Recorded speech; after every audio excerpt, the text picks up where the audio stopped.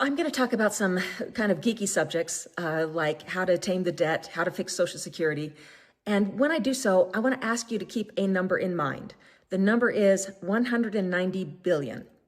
So $190 billion a year is what the One Big Beautiful Bill Act gave as a tax break to the top 10% earners in the United States.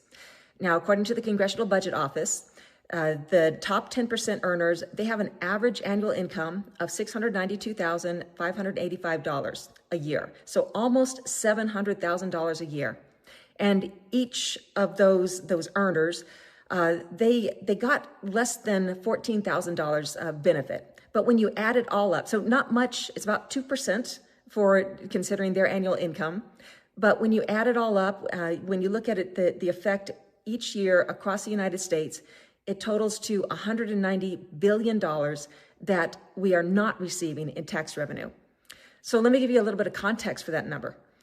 When they were talking about, and I guess they're still talking about selling public lands, they were hoping to get up to $1 billion a year. So a tiny fraction of what they've given out to the top earners. If you look at what does it take to actually stop our debt from growing and start to bring it down, it would be a difference now in our annual, what we bring in versus what we spend, of a little less than $800 billion.